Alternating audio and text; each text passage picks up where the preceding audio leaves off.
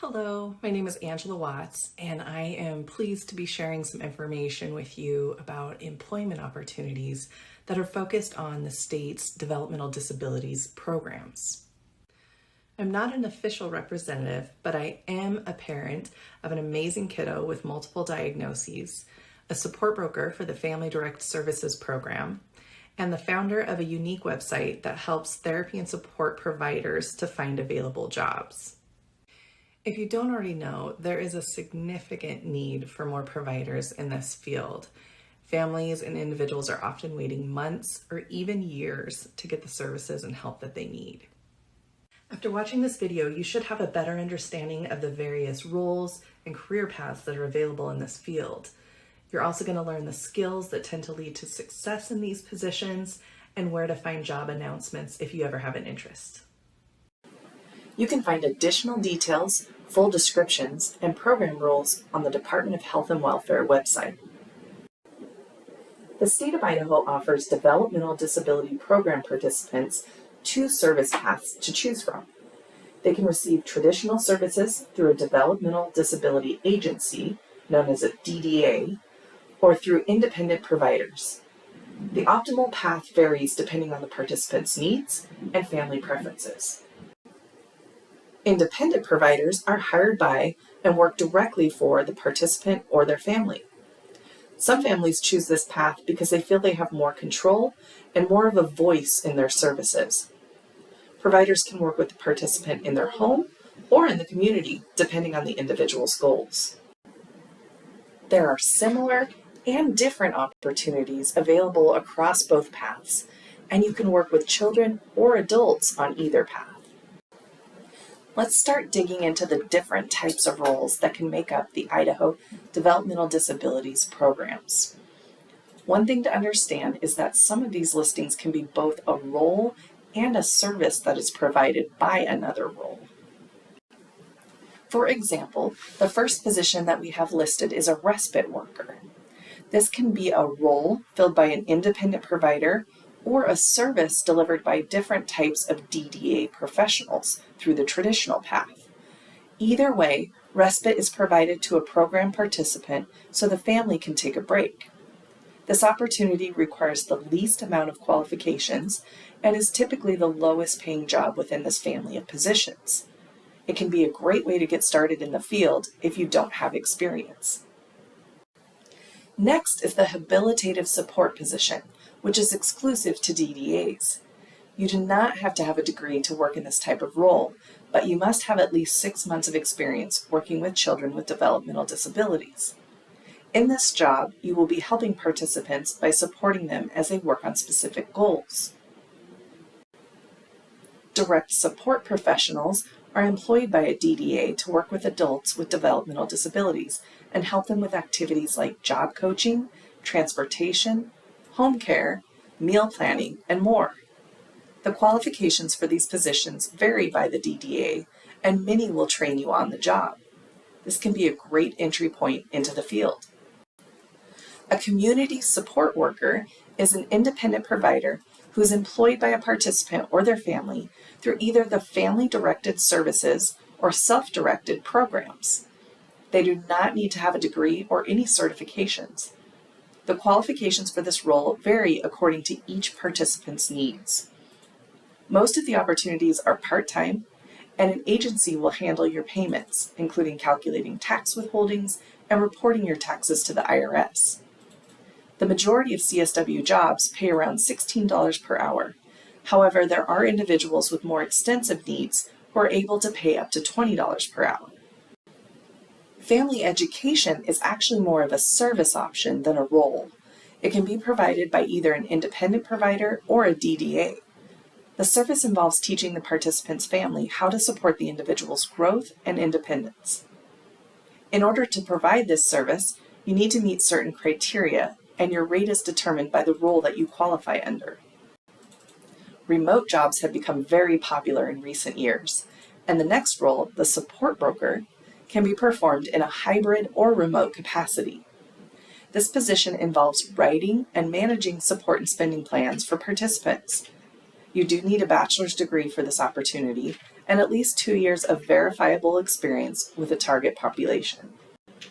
The opportunities that we've just looked at are all considered support roles, where the employee supports the program participant with certain tasks and goals, rather than teaching skills.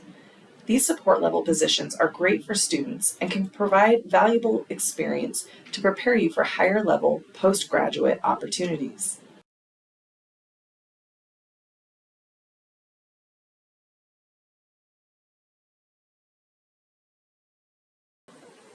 Now let's take a look at the intervention positions. First up is the intervention technician role. This is an on-the-job training program for higher-level intervention positions. You can start in this job when you are within 18 months of achieving your bachelor's degree. Under a DDA's supervision, you can provide direct intervention services and build up the required hours to become an intervention specialist. Another entry-level intervention opportunity is the crisis intervention technician role. You don't need to have a degree for this position since you will be supervised by the DDA. You do need at least 6 months of experience working with the target population to qualify, and you would be providing intervention services to program participants who are in crisis. Once you've completed your bachelor's degree, you may qualify for an intervention specialist position. You'll also need to have at least 1,040 hours of supervised work with developmentally disabled individuals, implementing behavior intervention plans. You'll need to complete a 40-hour ABA course, such as the RBT certification program. Independent intervention specialists are able to bill Medicaid for intervention hours at a rate around $40 per hour. Specialists who work within a DDA typically make $20 to $25 per hour because they don't have to cover insurance and other expenses that an independent specialist would incur. DDA-employed specialists also have administrators who handle assessments and writing plans. If you choose to continue your education and achieve a master's degree, you may qualify to become an intervention professional. This role requires 1,200 or more hours of experience in comprehensive behavioral therapies and can pay around $50 per hour for independent providers and up to $30 per hour for DDA-employed providers.